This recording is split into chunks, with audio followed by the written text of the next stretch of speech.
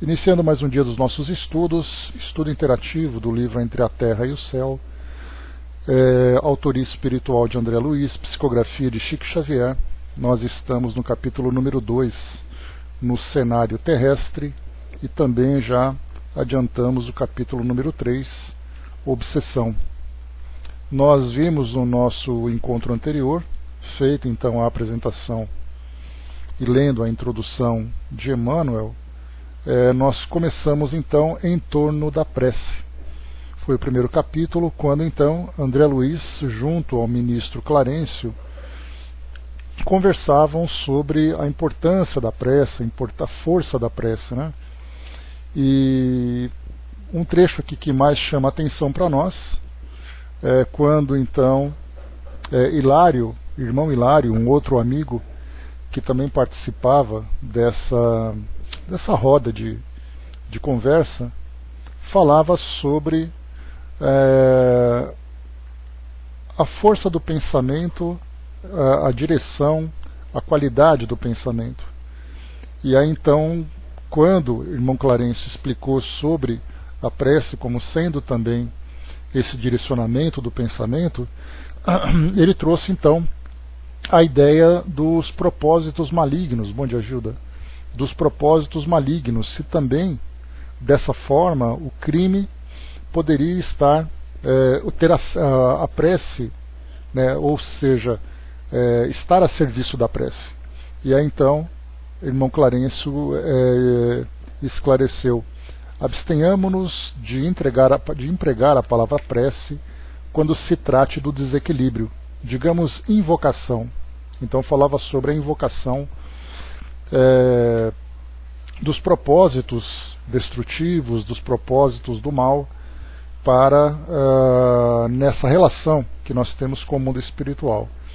E ele acrescentou também aqui: quando alguém nutre o desejo de perpetrar uma falta, está invocando forças inferiores e mobilizando recursos pelos quais se responsabilizará. Através dos impulsos infelizes de nossa alma, muitas vezes descemos as desvairadas vibrações da cólera ou do vício, e de semelhante posição é fácil cairmos num enredado poço do crime, em cujas furnas nos ligamos de imediato a certas mentes estagnadas na ignorância, que se fazem instrumentos de nossas baixas idealizações, ou das quais nos tornamos deploráveis joguetes na sombra. Todas as nossas aspirações movimentam energias para o bem ou para o mal. Por isso mesmo, a direção delas permanece afeta à nossa responsabilidade. Analisemos com cuidado a nossa escolha em qualquer problema ou situação do caminho que nos é dado percorrer, porquanto o nosso pensamento voará diante de nós, atraindo e formando a realização que nos propomos atingir, e em qualquer setor da existência, a vida responde segundo a nossa solicitação. Seremos devedores dela pelo que houvermos recebido. Então, nós temos dentro desse tema a ideia do pensamento individual, do pensamento coletivo, a ideia dos pensamentos negativos, dos pensamentos superiores, pensamentos elevados. Nós temos nas nossas manifestações públicas, nós temos nas datas comemorativas. Todas essas situações mobilizam energias partindo daqueles que dela participam, ou que delas participam.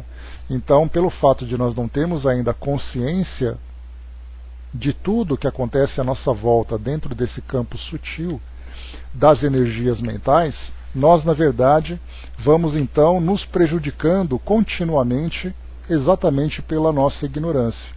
Mas é uma ignorância temporária, visto que esses esclarecimentos que chegam para nós, não apenas dentro da doutrina espírita, mas em outras filosofias também, que tratam mais do mundo esotérico, do mundo até espiritualista, podemos dizer também, falam sobre a qualidade do nosso pensamento, a importância da meditação, o pensamento positivo, aquilo que nós podemos atrair com a força do pensamento.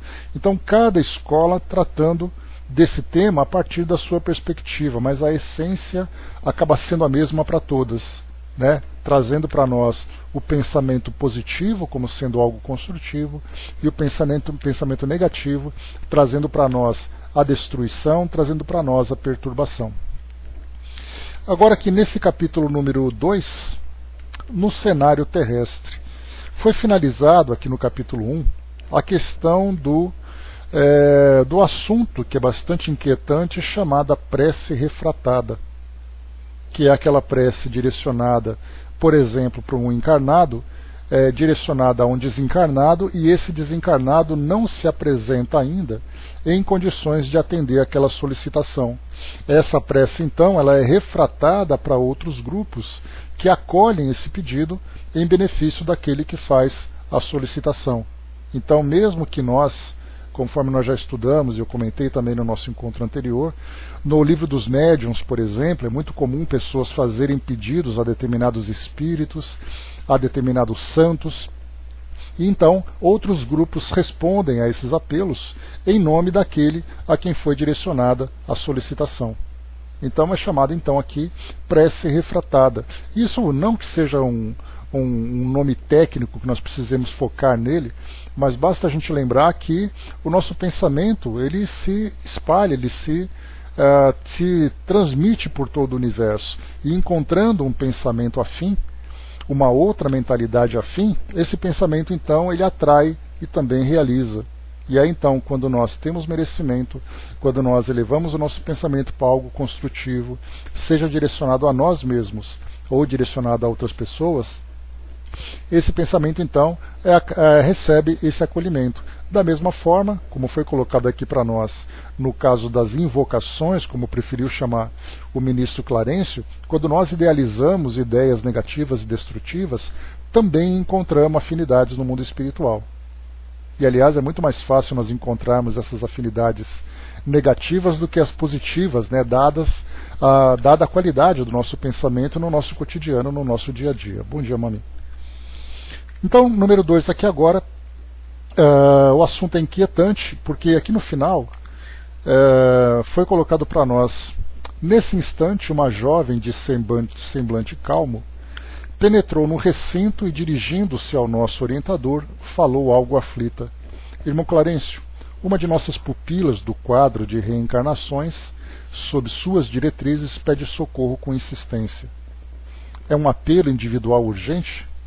É assunto inquietante, mas numa prece refratada. O prestimoso instrutor convidou-nos a acompanhá-lo e seguimos-lo atentamente. Então, iniciamos aqui o nosso capítulo número 2, no cenário terrestre. Numa sala ampla em que numerosas entidades trabalhavam solícitas, Clarencio recebeu da jovem um pequeno gráfico que passou a examinar cauteloso. Em seguida comentou espontâneo: ainda agora falávamos de responsabilidade. Eis um fato que nos ilustra os conceitos. E exibindo o documento que trazia nas mãos, explicou: temos aqui uma oração comovedora que superou as linhas vibratórias comuns do plano de matéria mais densa. Parte de uma devotada servidora que se ausentou de nossa cidade espiritual há precisamente 15 anos terrestres para determinadas tarefas na reencarnação. Não seguiu, porém, desassistida. Permanece sob nossa orientação. O nascimento e o renascimento no mundo, sob o ponto de vista físico, jazem confiados a leis biológicas de cuja execução se incumbem inteligências especializadas. Contudo, em suas características morais, subordinam-se a certos ascendentes do espírito. Então aqui vale a pena a gente trazer aqui uma reflexão. Quando ele diz, nós estudamos inclusive lá no mundo maior, na reencarnação de Segismundo, falando sobre o amparo dos espíritos no desenvolvimento desse processo na perspectiva biológica. Então as células se reproduzem, o DNA traz ali o seu código, o espírito também molda o seu corpo físico a partir do seu perispírito, mas nós temos também a questão moral.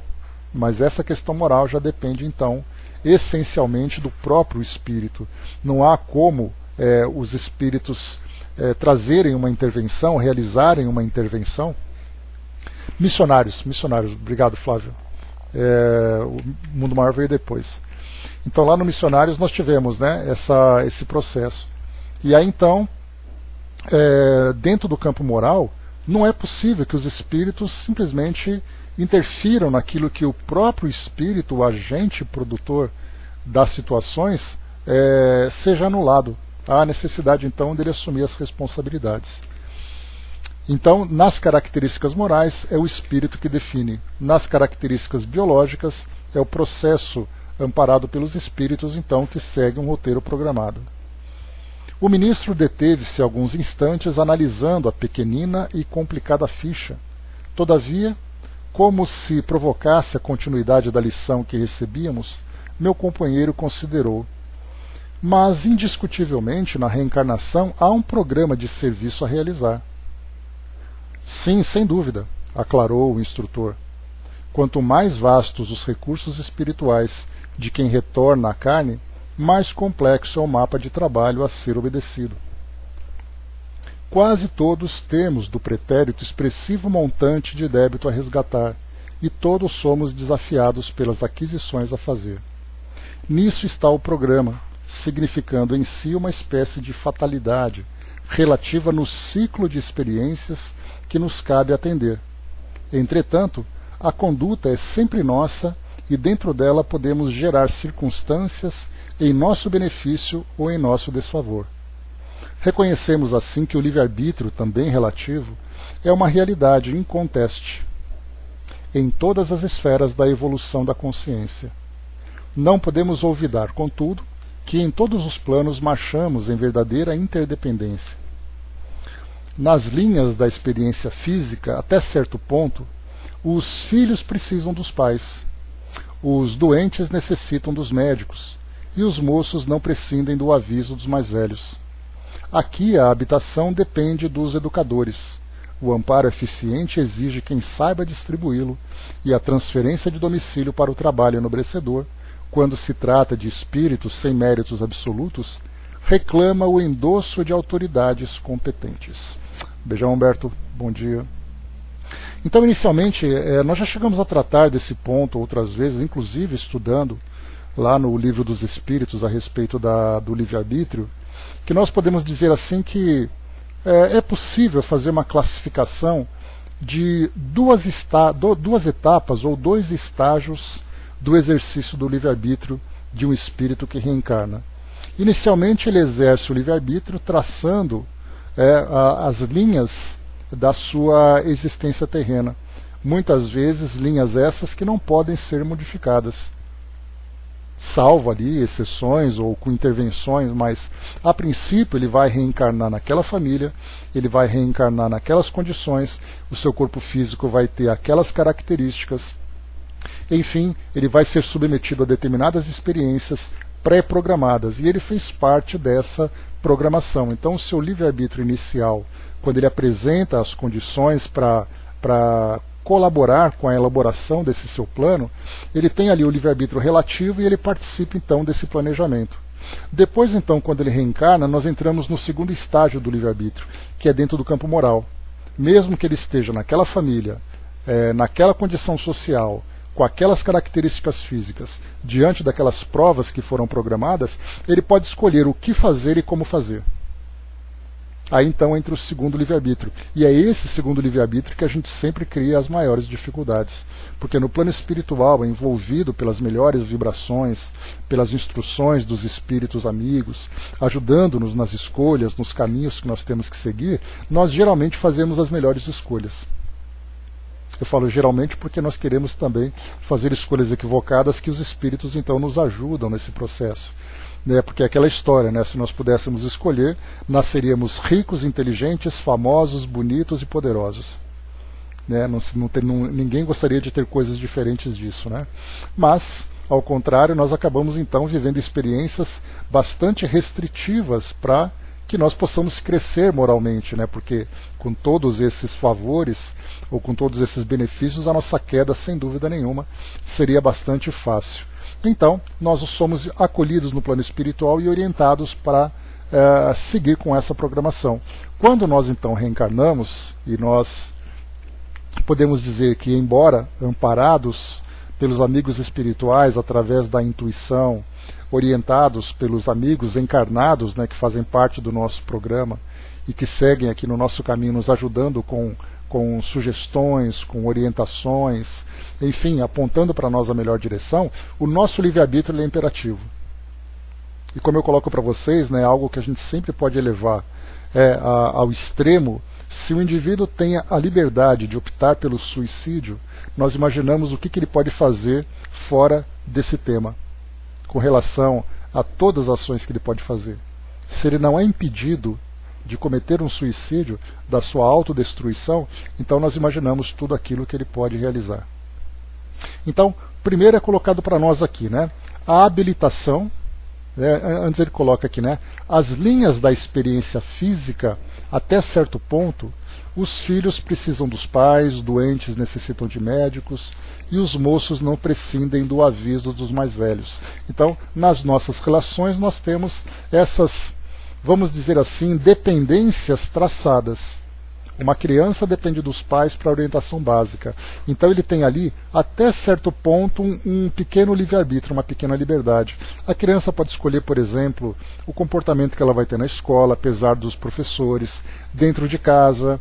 Então, conforme ela vai se desenvolvendo, chegando na adolescência, que é aquela fase em que o espírito começa, então, a manifestar a sua real personalidade, e por isso nós encontramos ali aquela fase de muitos conflitos entre a dependência dos pais, o desejo de liberdade, o impulso para grandes realizações, sem deter ainda as capacidades e competências para isso. Então é aquela fase de transição do espírito que acaba sendo muito desafiadora, e foi desafiadora para todos nós, não tenhamos dúvida nenhuma. Mas depois ele coloca: aqui, a habilitação depende dos educadores. O amparo eficiente exige a quem saiba distribuí-lo, e a transferência de domicílio para o trabalho enobrecedor, quando se trata de espíritos sem méritos absolutos, reclama o endosso de autoridades competentes. Ou seja, se nós encontramos espíritos que ainda apresentam ali resistência, rebeldia, ignorância, há necessidade então do endosso de autoridades competentes. O espírito ele é mantido ali sob um rigor maior para que possa se desenvolver, ou seja, uma vigilância mais atenta para que ele possa cumprir aquilo que ele se programou, dentro das possibilidades de ação, naturalmente, do espírito. Mas que venha a ser uma oração refratada, indagou o meu colega, mordido de curiosidade. Hilário fora igualmente médico no mundo, e, tanto quanto eu, permanecia em tarefas ligadas à responsabilidade de Clarencio, adquirindo conhecimentos especializados. Aqui eu cheguei até a ler com vocês no encontro passado esse capítulo, né? Mas já que a gente começou, vamos em frente. Porque eu sabia que eu já tinha lido esse assunto, mas não me lembrava de ter pego o primeiro capítulo apenas. A prece refratada é aquela cujo impulso luminoso teve a sua direção desviada, passando a outro objetivo. Inclinávamos-nos a desfechar novas perguntas, no entanto, o orientador sossegou-nos esclarecendo. Esperem. Reconhecerão comigo que nos achamos todos emanados uns aos outros. Em seguida falou para a jovem que o observava respeitosa. Chame a irmã Eulália. Alguns momentos passaram rápidos, e a cooperadora mencionada apareceu irradiando bondade e simpatia. Irmã, disse Clarencio preciso, este gráfico registra aflitivo apelo de Evelina, cuja volta ao aprendizado na carne foi garantida por nossa organização. Parece-me estar a pobrezinha em extremas dificuldades. Sim, concordou a interpelada. Evelina, apesar da fragilidade do novo corpo, vem sustentando imensa luta moral. O pai, sobrecarregado de questões íntimas, tem a saúde periclitante, e a madrasta vem sofrendo obstinada perseguição por parte de nossa desventurada Odila. Então nós lembramos o pai encarnado, a esposa desencarnada, o pai contraiu um novo matrimônio, tendo a madrasta, e a mãe, então desencarnada, não aceitava essa substituição e obsediava então aquela que era a madrasta. E a genitora de Avelina, que seria essa Odila, sim, ela mesma, ainda não se resignou a perder a primazia feminina no lar. Há 2 anos empenho energia e boa vontade por dissuadi-la. Vive, porém, enovelada nos laços escuros do ciúme e não nos ouve. O egoísmo desbordante fala esquecida dos compromissos que abraçou. Zulmira, por sua vez, a segunda esposa de Amaro, desde a morte do pequenino Júlio, caiu em profundo abatimento. Como não ignoramos, o pequeno desencarnou afogado, consoante as provas de que se fez devedor. A madrasta, contudo, que chegou a desejar-lhe o desaparecimento por não amá-lo, encontrando-se sob as sugestões da mulher que a precedeu nas atenções do marido, cresce culpada. Ou seja, né, a obsessão fazendo com que a mãe, então, no caso aqui a Zulmira, se sentisse cada vez mais culpada pela desencarnação do filho que acabou se afogando. E nesse tipo de pensamento que acaba sendo alimentado constantemente, nós iniciamos então ali um quadro de depressão, um quadro de completa desilusão perante a vida, a dor da perda, como se não bastasse ainda o peso da responsabilidade que ela se atribui por essa ideia que acaba sendo transmitida. Então é uma estratégia que os espíritos têm, fazendo com que os encarnados então se sintam culpados por aquilo que eles fizeram. E continua aqui para nós. Evelina, depois de perder o maninho em trágicas circunstâncias, acha-se desorientada entre o genitor aflito e a segunda mãe em desespero. Ainda anteontem pude vê-la. Chorava comovedoramente diante da fotografia da mãezinha desencarnada, suplicando-lhe proteção. Odila, porém, envolvida nas teias das próprias criações mentais, não se mostra capaz de corresponder à confiança e à ternura da menina. Ela, entretanto, tem insistido com tal vigor na obtenção de socorro espiritual que as suas rogativas, quebrando a direção, chegam até aqui de tal modo. Reparávamos o pequeno gráfico em silêncio. Sustando a pausa longa, o ministro fixou Hilário e indagou. Compreendem agora o que seja uma oração refratada? Evelina recorre ao espírito materno que não se encontra em condições de escutá-la, mas a solicitação não se perde. Desferida em elevada frequência, a súplica de nossa irmãzinha vara aos círculos inferiores e procura o apoio que não lhe faltará. Passeando em nós o olhar muito lúcido, concluiu: desejariam cooperar conosco na tarefa assistencial? Sem dúvida, o caso fascinava-nos a atenção. O orientador, no entanto, recomendou esperássemos 2 dias. Desejava inteirar-se a sós de todas as ocorrências para instruir-nos com segurança, quando estivéssemos a usufruir-lhe a companhia. Nossa excursão, todavia, foi marcada e no momento preciso achávamos-nos a postos. Sem delonga na viagem, Clarencio, Eulália, Hilário e eu encontramo-nos em residência modesta, mas confortável, num dos bairros do Rio de Janeiro. O relógio citadino acusava exatamente 21 horas. Entramos. Em estreito compartimento à guisa de gabinete de trabalho e biblioteca, um homem de 35 anos presumíveis lia, com visíveis sinais de preocupação, um manual de mecânica. Bom dia, Nancy. Na secretária singela desdobravam-se publicações diversas, denunciando-lhe os estudos. Clarencio, assumindo com mais propriedade o papel de mentor do nosso grupo, informou gentil: este é Amaro, o chefe da casa. Tem no longo pretérito complicados compromissos. Em muitas ocasiões, usou projetos e lâminas de ferro para o mal. Hoje, é servidor categorizado numa ferrovia. Em seguida, passamos a gracioso quarto próximo. Encantador adolescente de 14 anos bordava iniciais num lenço de linho. Magra e triste, parecia concentrar a mente nos olhos grandes e serenos.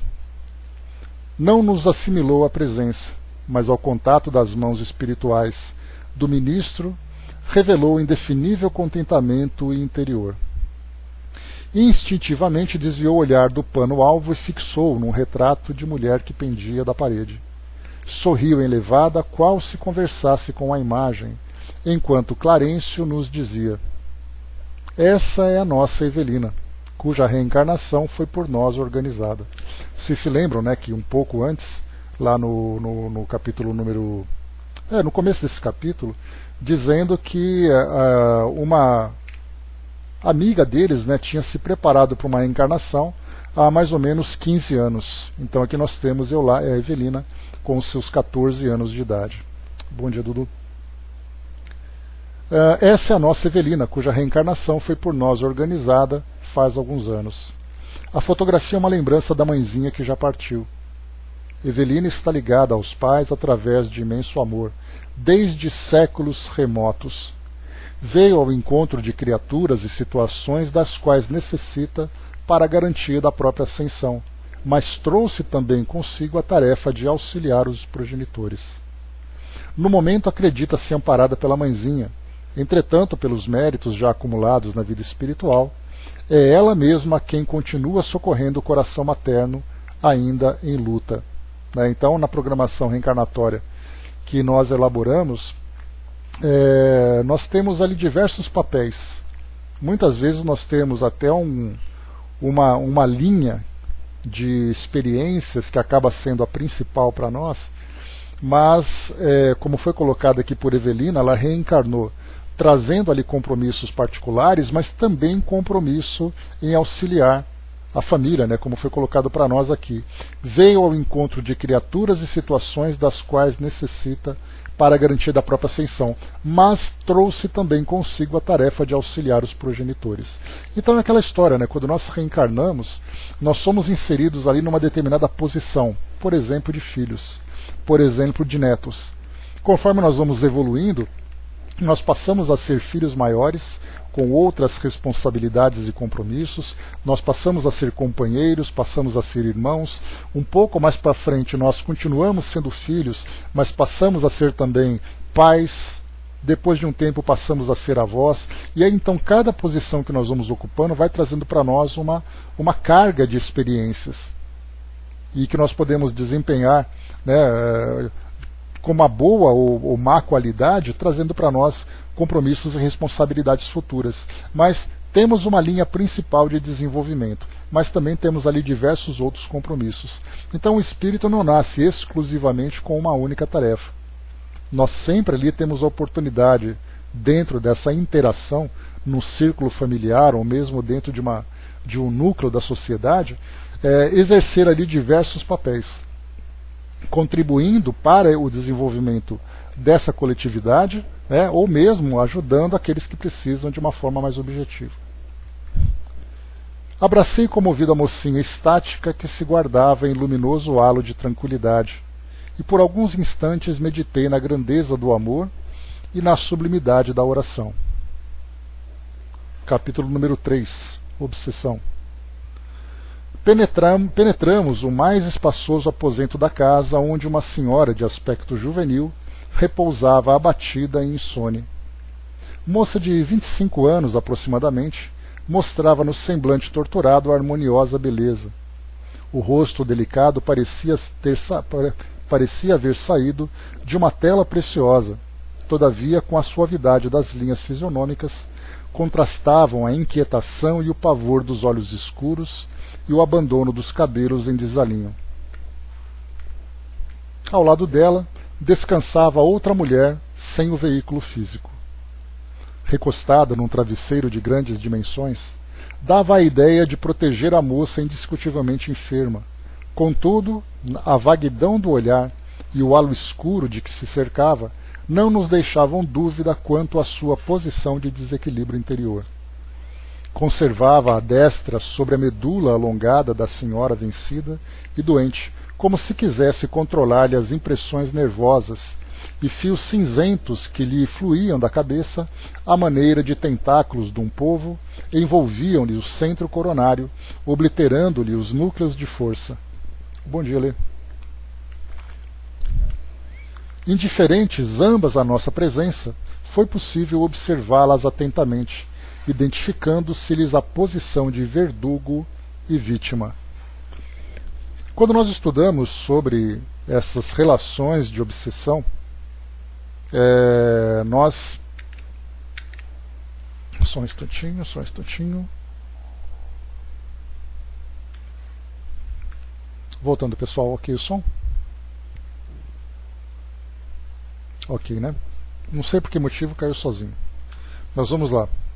Quando nós estudamos, então, sobre a obsessão, nós passamos a analisar tecnicamente, primeiro, a definição de obsessão. É a intenção de um espírito tem, obcecado por determinado objetivo, para prejudicar alguém.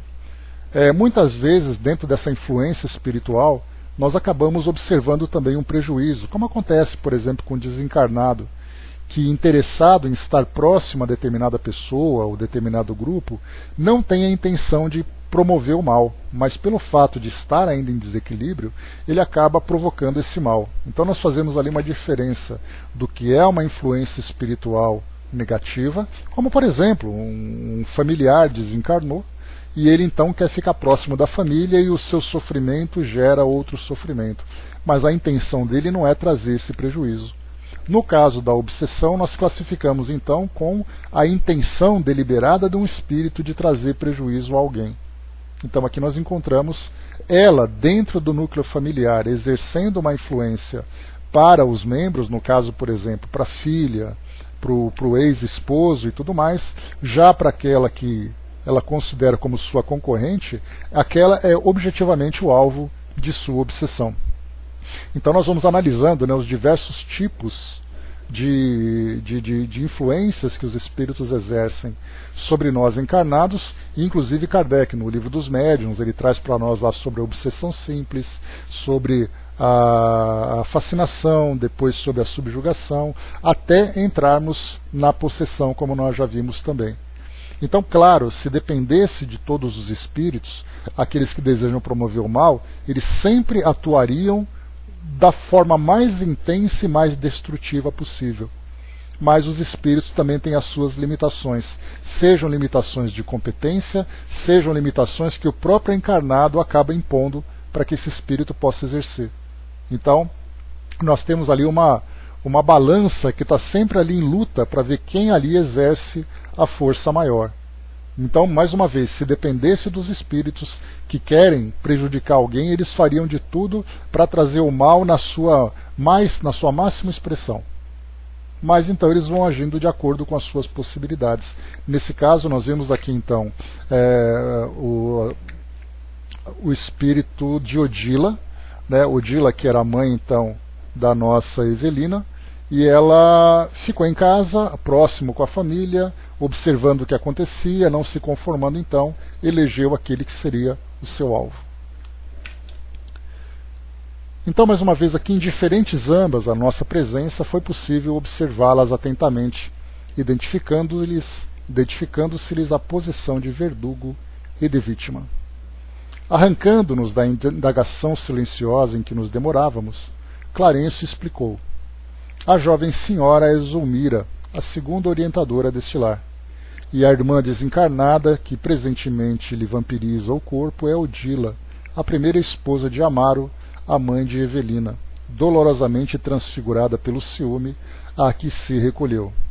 Empenhada em combater aquela que considera inimiga, imanta-se a ela através do veículo perispirítico na região cerebral, dominando a complicada rede de estímulos nervosos e influenciando os centros metabólicos com que se lhe altera profundamente a paisagem orgânica. Ou seja, né, acaba afetando ela fisicamente. E através desse processo obsessivo, nós encontramos então vários casos, por exemplo, de depressão, que pode ser causado por uma influência espiritual. Afinal de contas, quando esses centros metabólicos acabam sendo afetados, o organismo para ou desequilibra na produção de determinadas substâncias. Então isso também pode acontecer.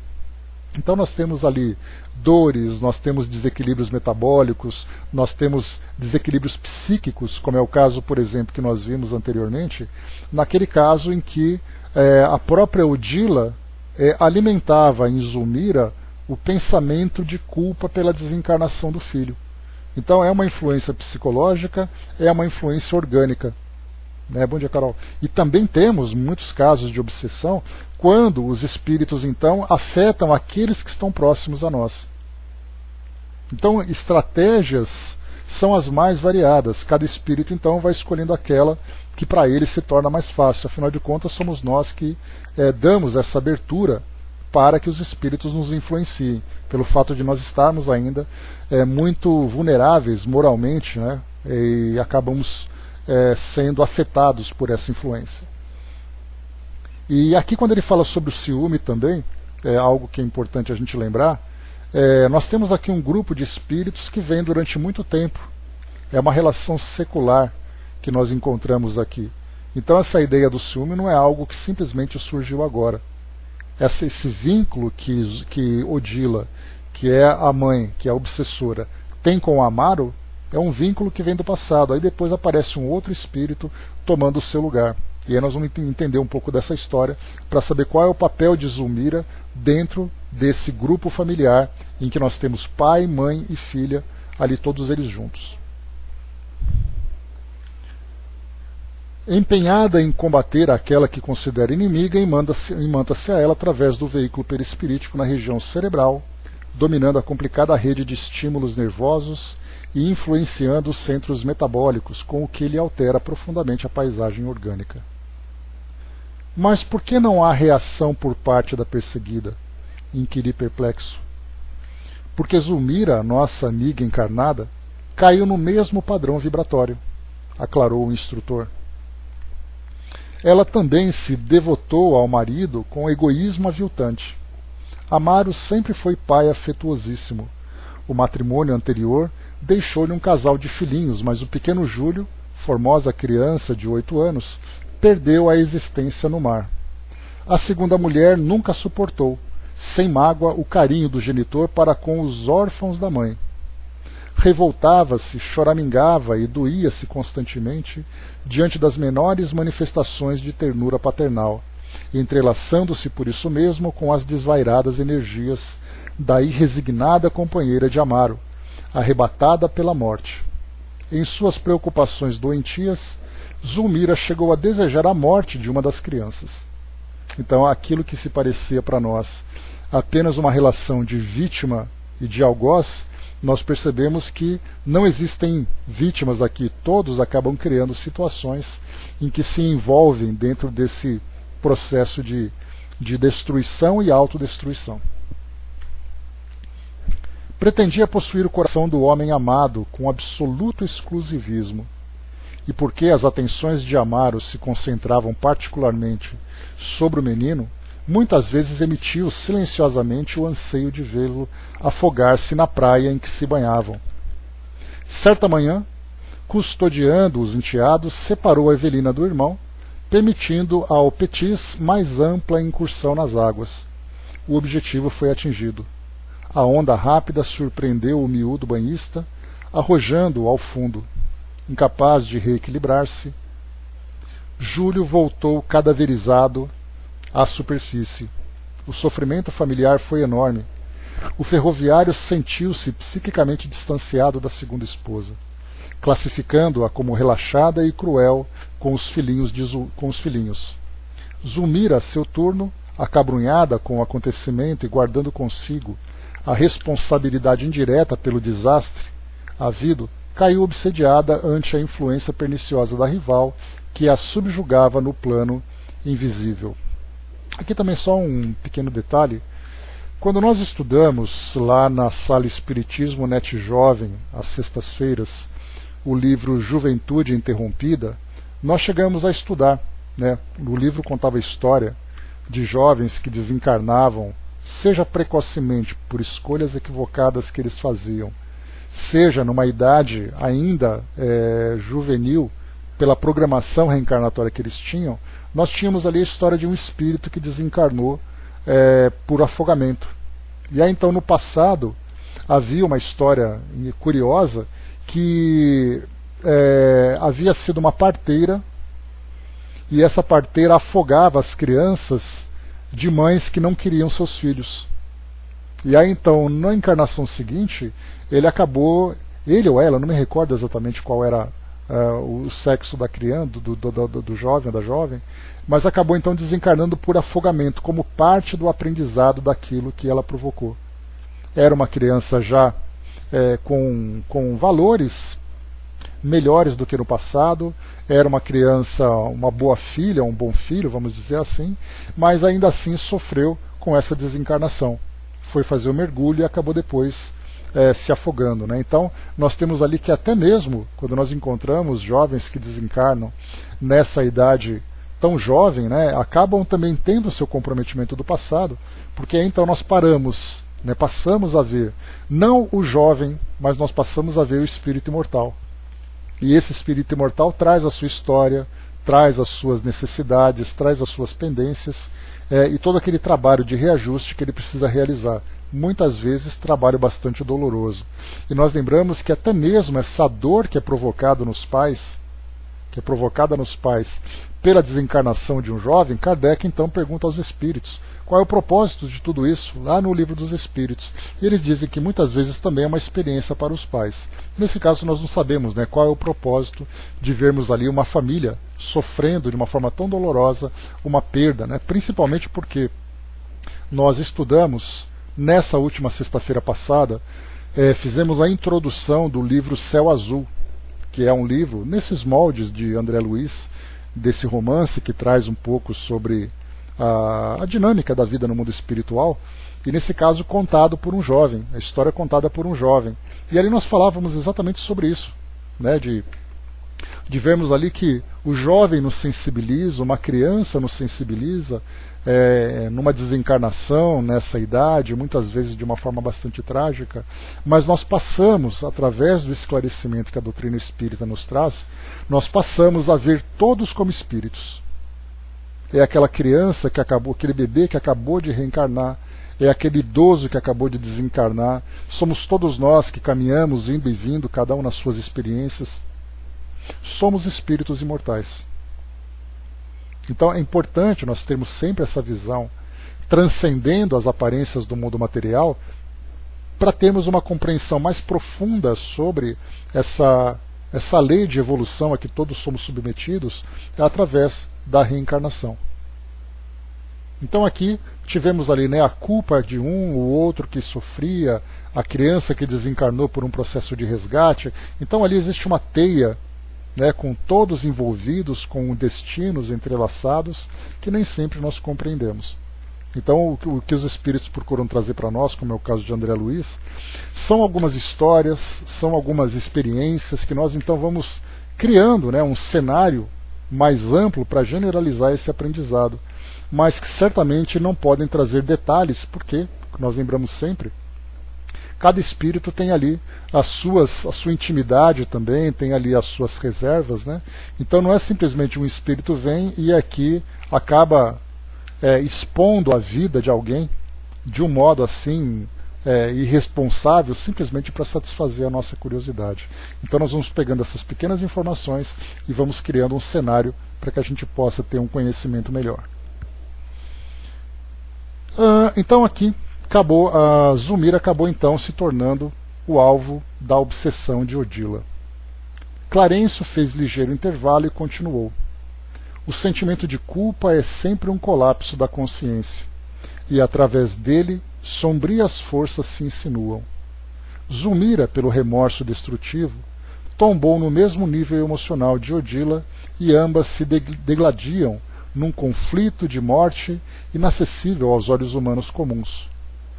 É um caso em que a medicina terrestre não consegue interferência. Calara-se o ministro. Então aqui quando se fala sobre a culpa, os espíritos também, nas mensagens que nós recebemos, nas instruções que chegam, para nos ajudar aqui no nosso desenvolvimento, falam muito sobre o perdão e o auto-perdão. São dois temas que estão sempre presentes e que nós, de certa forma, nós não damos o seu devido valor. Porque o perdão, se ele sendo aplicado, começando, claro que não é o perdão por si só. O perdão, podemos dizer assim, que ele é o o ponto mais alto de um processo. Esse processo que começa com a compreensão, com a tolerância, com a indulgência, compreendendo, né, as limitações, as dificuldades do outro, compreendendo que existe uma lei que vai fazer com que todos nós nos reequilibremos e que nós não precisamos ser ali os agentes provocando ali, né, fazendo justiça com as próprias mãos. Então, quando nós temos essa compreensão, o perdão se torna mais acessível. Então esse é o primeiro passo, fazendo com que muitos laços negativos, laços destrutivos, se desfaçam para que cada um então siga seu percurso evolutivo. E no caso do auto-perdão, que é algo muito mais complicado, começa exatamente pelo peso da culpa, pelo remorso, pelo medo. Então compreendermos não apenas as limitações e as dificuldades do outro, mas compreendermos as nossas próprias limitações e as nossas próprias dificuldades, alimentando em nós sempre aquela possibilidade do recomeço, do refazimento, confiança na lei, confiança na possibilidade, né, no caso da reencarnação, de nós retomarmos o caminho de onde nós paramos, também é um processo de autolibertação. Então nós temos perdão e auto-perdão, liberdade e autolibertação, ou seja, libertação e autolibertação. Aqui então, como nós vimos, o sentimento de culpa é sempre um colapso da consciência. Então naturalmente nós já temos essa culpa quando nos vemos diante de uma situação onde nós acreditamos ter essa responsabilidade. Agora, quando nós então temos essa ideia alimentada por outros, aí então ela se torna muito mais intensa. A mesma coisa também, né? A compaixão, Angelina, certa vez eu ouvi numa palestra falando que a compaixão ela é um sentimento nobre, mas ele não é um sentimento muito produtivo. Porque a compaixão faz com que nós nos sensibilizemos com a dor do outro, ou seja, como se nós acolhêssemos a dor do outro. Mas isso não resulta, não traz para nós um resultado produtivo, porque muitas vezes nós ficamos imobilizados com a compaixão. É como se eu visse alguém, por exemplo, na rua, e eu me sentasse ao lado dele, abraçasse e chorasse junto. Nessa hora, eu acabo não realizando aquilo que eu poderia fazer, que era exatamente estender a mão, ajudar no seu refazimento, na sua reconstrução. Então a compaixão, ela é para nós um sentimento de empatia muito profundo, em que nós olhamos no outro, nós nos preocupamos com o outro, nós procuramos ali compreender a situação dele, mas a compaixão por si só, ela acaba não tendo um resultado favorável. Então nós precisamos sempre pensar, você sentiu a dor do outro, muito bem. Ou mesmo Chico fala sobre isso, né, numa das suas passagens, quando ele diz assim, né, que o espírito chora, mas ele chora escondido. Depois ele lava o rosto e volta para o trabalho. Então seria mais ou menos essa ideia que nós temos da compaixão. Não deixar que ela nos imobilize. Sim, sermos sensíveis à dor do outro, mas uma sensibilidade ativa e não uma sensibilidade improdutiva. Né? Então é importante nós termos também essa sensação. Vivemos esse sentimento, né? O Dudu colocou, né, a compaixão dá a impressão de ter pena de outra pessoa, no meu entender. Né? Não, o detalhe, Dudu, é que o fato de nós, de alguma forma, nos sensibilizarmos é sempre muito produtivo. Porque entre a sensibilidade e a indiferença, né, existe uma distância muito longa. Aquele que não se sensibiliza, porque é aquilo que nós já conversamos outras vezes, né, nós chegamos até a fazer um estudo sobre isso, a respeito da inteligência emocional. Né? Quando você vê uma situação, você sente aquela emoção, mas você é capaz de dominar as suas emoções, fazendo com que ela se transforme numa mola propulsora para fazer com que nós nos mobilizemos para determinada realização. Então, se nós não temos essa capacidade de racionalizar os nossos sentimentos, as nossas emoções, nós acabamos sendo tomados por ela, inclusive sofrendo aquilo que não nos diz respeito. Não é um sofrimento nosso, é um sofrimento do outro. Então, essa empatia de nós olharmos e até o sentir pena, né, que acaba também sendo algo não muito proveitoso, o sentir pena de alguém é uma forma de nós nos sensibilizarmos. E o oposto da sensibilização é a indiferença. Então nós temos muitos trabalhadores, por exemplo, que atuam em serviços sociais, em hospitais, seja assim atuando como voluntário, né, ou voluntários ou como profissionais de determinadas áreas. Muitas vezes ele é um trabalhador produtivo, mas ele não é sensível à dor do outro. Então certamente é aquela ideia da caridade feita sem que aquele que é caridoso tenha compreensão do que fez. Seria mais ou menos assim: eu fiz o meu trabalho por obrigação, o outro se beneficiou, o outro acabou sendo acolhido na sua necessidade, mas aquele que realizou aquela tarefa, ele não se transforma. Essa indiferença, ela passa a ser uma dor do coração, um endurecimento do coração.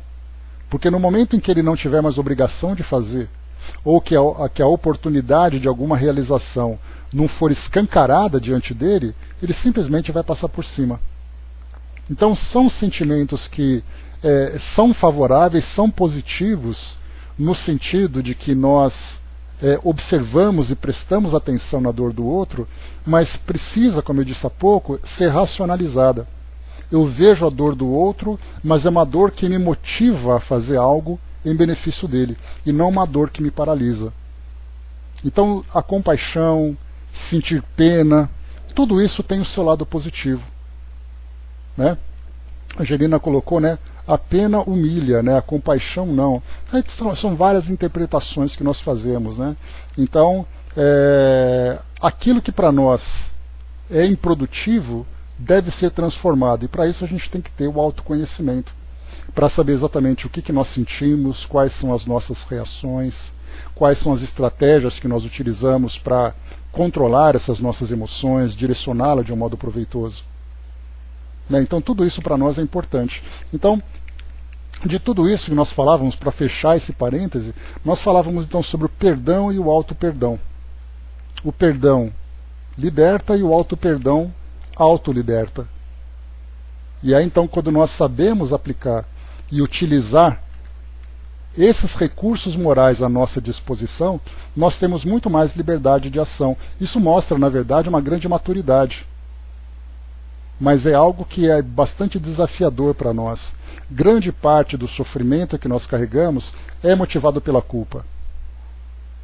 Aliás, né, dizem para nós os espíritos que são 3 âncoras muito poderosas que nos impedem de crescer. É o medo, a culpa, e qual é o terceiro? Deixa eu lembrar.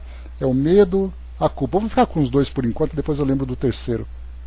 Mas são 3 sentimentos que são bastante destrutivos. Quando nós alimentamos isso dentro de nós não conseguimos olhar para frente. É sempre aquele passado nos assombrando, é sempre aquele passado nos cobrando. Então é necessário a gente mudar tudo isso através desse auto-perdão, e mais do que isso ainda, né? Porque o auto-perdão não é simplesmente eu vou me auto-perdoar e acabou. Como se eu fosse esquecer tudo aquilo que eu fiz de equivocado, que provocou em mim esse tipo de sentimento. O auto-perdão também vem com o esclarecimento do espírito, com a sua maturidade psíquica, a sua maturidade moral, para que ele fale assim, olha, eu sei que eu errei, não vou errar mais. Aí ele começa então a fazer esse trabalho de autodesenvolvimento. Vamos em frente, vamos lá.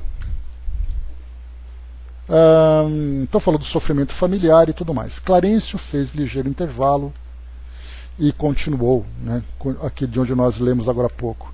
O sentimento de culpa é sempre um colapso da consciência, e através dele sombrias forças se insinuam. Zulmira, pelo remorso destrutivo, tombou no mesmo nível emocional de Odila, e ambas se digladiam num conflito de morte inacessível aos olhos humanos comuns. É um caso em que a medicina terrestre não consegue interferência. Calara-se o ministro. Qual se nos registrasse a presença por intuição? Odila movimentou-se e, agarrando-se à pobre senhora com mais força, gritou: ninguém a libertará. Sou infeliz mãe espoliada. Farei justiça por minhas próprias mãos. E, contemplando a enferma com expressão terrível, acrescentava: assassina, assassina, mataste meu filhinho, morrerás também. A doente abriu desmesuradamente os olhos. Extrema palidez cobriu-lhe a face. Não ouvia as palavras da adversária, que lhe era invisível, mas envolta na onda magnética que a enlaçava, sentia-se morrer. Clarencio afagou-lhe a fronte e disse calmo: pobre moça. Hilário e eu, instintivamente, abeiramo-nos de Odila para afastá-la com a presteza possível, mas o instrutor generoso deteve-nos com um gesto, advertindo: a violência não ajuda. As duas se encontram ligadas uma à outra. Separá-las à força seria a dilaceração de consequências imprevisíveis. A exasperação da mulher desencarnada pesaria demasiado sobre os centros cerebrais de Zulmira, e a lipotimia poderia acarretar a paralisia ou mesmo a morte do corpo. 2 pontos aqui a observarmos. André Luiz mantém ainda o mesmo comportamento passional que ele teve no livro Libertação, vocês se lembram? Quando então lá ele se encontrava lá no auxílio da... Como é que chamava mesmo a nossa personagem lá do Libertação? Não, faz 2 semanas que nós lemos, já não lembro mais o nome dela. Qual o nome dela? Quem se lembra? Quem se lembra? Não era Margarida, era... Não se lembram? Bom, enfim, é a nossa personagem lá, que era a nossa obsidiada, né? Então, André Luiz, quando ele foi então com Gúbio para ajudar naquele trabalho de desobsessão, André Luiz, de imediato, ele queria então arrancar aqueles obsessores para proteger aquela que era a doente, né? Margarida. É Margarida mesmo, né? Tá certo, então. Eu lembrei Margarida, mas acho que eu tinha colocado errado. Então, Margarida, naquela ocasião, André Luiz, então, ele queria simplesmente sair esbofeteando os obsessores para tirar de perto dele, né, de perto dela. E, inclusive, o próprio André Luiz ficou surpreso quando viu Gúbio, que era o próprio pai de Margarida, né, em outra existência, ficou ali passivo diante daquela situação. André quase que demonstrou ali um inconformismo, né? Como é que pode um pai não fazer nada diante da filha? E aí então nós aprendemos através da história, né, que foi relatada por André Luiz, que há necessidade de nós modificarmos a raiz do problema e não simplesmente arrancarmos as coisas, né, à força. E aqui novamente acontece. É aquela moça, né, no caso Zulmira sendo obsediada por Odila, e André Luiz então e o nosso, qual é o nome dele aqui? Acabei de ler. O nosso Hilário, ambos, né, então, com desejo de arrancar de perto de Zulmira a Odila. E é a mesma coisa, né? E nós lemos um pouco mais acima que esse é um processo em que as duas se atraíram. Não é simplesmente o fato de nós termos ali uma que é a vilã e a outra que é aquela pobre vítima. Como nós vimos acima, né, contado aqui por Clarencio, a própria Zulmira, que era obsediada, criou essa situação pelo seu egoísmo, pela sua indiferença ao amor paterno, né? Ela queria apenas que o marido desse atenção a ela e tudo mais. Então, na verdade, ambas acabaram se atraindo. Odila com mais interesse, né, pela inconformidade dela, mas se não fosse por Odila, seria outro espírito. Porque a própria Zulmira criou circunstâncias para isso. E aí então vem mais uma vez aqui, né? Essa violência não ajuda. Então há necessidade dessa transformação natural. E aqui ele traz um detalhe que outros autores espirituais também já trouxeram, mostrando que muitas vezes existe um processo obsessivo de tamanha profundidade que, se simplesmente afastar aquele obsessor, pode gerar danos psíquicos e orgânicos muito sérios com aquele que é obsediado. Então é um tratamento que tem que ser feito ali com calma, com cautela, com doses homeopáticas, para que esses laços vão se desfazendo naturalmente. Porque da mesma forma que eles foram criados, se aprofundando cada vez mais no dia a dia daquela relação, ele também tem que ser desfeito no dia a dia da relação com a transformação de ambos. E continua para nós aqui. Mas então, clamou Hilário contrafeito, como extinguir essa união indébita? Não será justo afastar o algoz da vítima? Clarencio sorriu e ponderou. Aqui o quadro é diverso. Na esfera carnal, A cápsula física é precioso isolante das energias desequilibradas de nossa mente. Entretanto, em nosso plano de ação, no problema que observamos, essas forças desbordam ameaçadoras sobre a infortunada mulher, cujo corpo pode ser comparado a uma lâmpada de fraca receptividade, sobre a qual seria perigoso arremessar uma corrente superior à capacidade de resistência a que se enquadra. A inutilização seria completa. Que poderíamos fazer? Indagou Hilário, desapontado. Precisamos atuar na elaboração dos pensamentos da infortunada irmã que tomou a iniciativa da perseguição. É imprescindível dar outro rumo à vontade dela, deslocando-lhe o centro mental e conferindo-lhe outros interesses e diferentes aspirações. E não podemos começar exortando-a? O ministro, sereno, obtemperou sem alterar-se. Talvez, assim de momento, não pudéssemos ou não soubéssemos. A preparação é indispensável. Nada custa uma conversação de censura, alegou meu companheiro admirado. Sim, uma doutrinação pura e simples seria cabível. Contudo, não podemos esquecer que a organização cerebral da vítima permanece excessivamente martelada. Nossa intervenção no campo espiritual de Odila deve ser envolvente e segura para evitar choques e contra-choques, que repercutiriam desastrosamente sobre a outra. Nem doçura prejudicial, nem energia contundente. O instrutor dirigiu piedoso olhar às duas mulheres e prosseguiu. A questão nessa casa surge realmente melindrosa. É necessário buscar alguém que já tenha amealhado na alma bastante amor e bastante entendimento para conversar com o poder criador da renovação. Aqui, antes da gente continuar, nós já vimos também em outras passagens espíritos, espíritos mais elevados, inclusive um deles, era uma senhora que tinha um grande amor materno. Foi num dos livros que nós lemos, eu não me recordo qual é o título agora, desses últimos, antes do Libertação, que ela então tinha um amor tão profundo, um amor materno tão profundo, que a simples presença dela já modificava completamente o quadro mental daqueles espíritos que estavam desequilibrados perto dela. Aqui é o que acontece, é através do amor, e não através da força. Até porque nós lembramos que, como acontece nos quadros de desobsessão, que acontecem nos grupos mediúnicos, é um trabalho feito de mão dupla. Há necessidade de demover as intenções do obsessor, e há também a necessidade de educar e evangelizar aquele que é o obsediado, para que ambos sejam beneficiados. Não adianta tratar só um sem que o outro também seja tratado.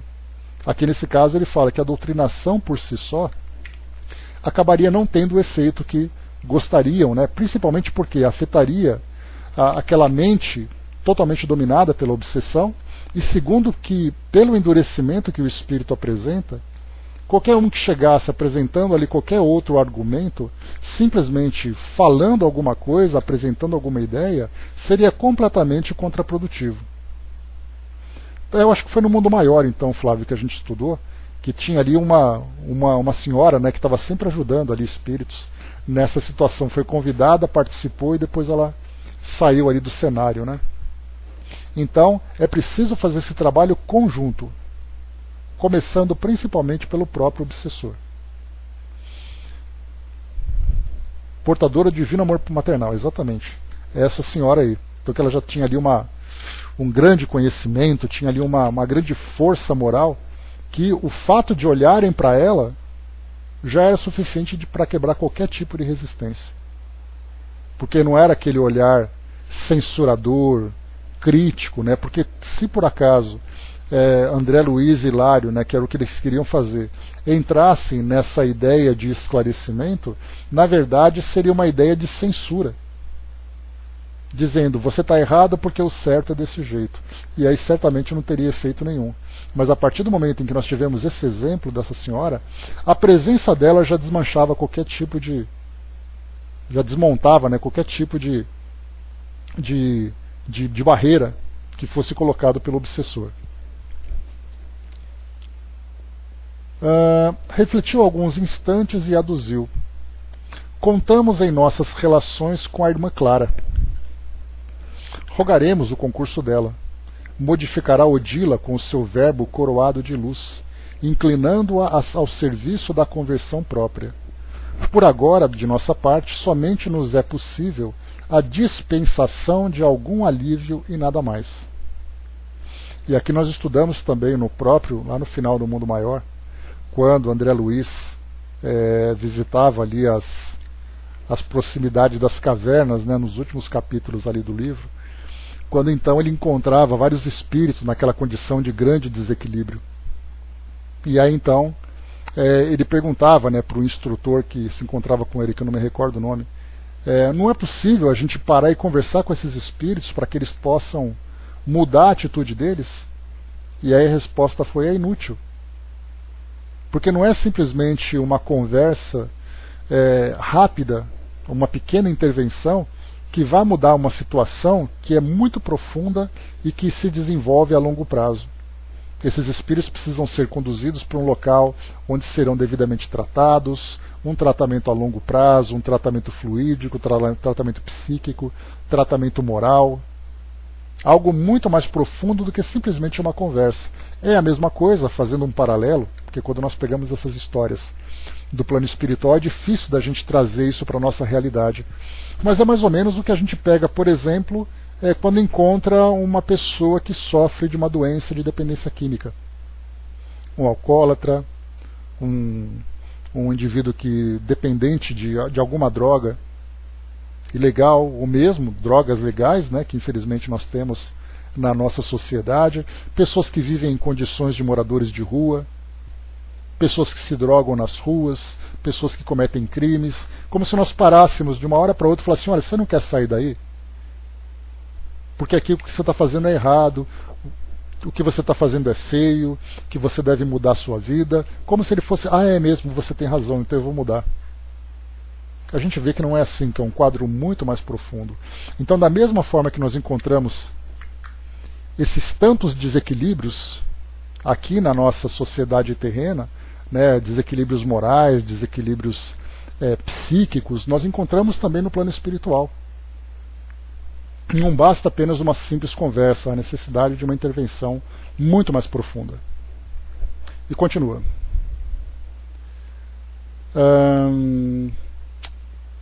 Falou então a irmã Clara, tal. Recomendou a Eulália assistisse Evelina para o refazimento psíquico de que a menina necessitava, e em seguida aplicou recursos magnéticos sobre Zulmira, em passes calmantes de longo curso.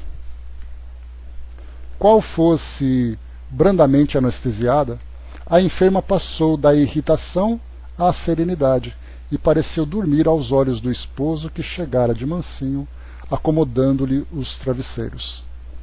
Então, começa aqui essa atuação desses espíritos para amenizar o efeito desse processo e começar ali o trabalho, né, de dicotomia, de separação dos dois espíritos, né, cada um ali para seguir o seu caminho.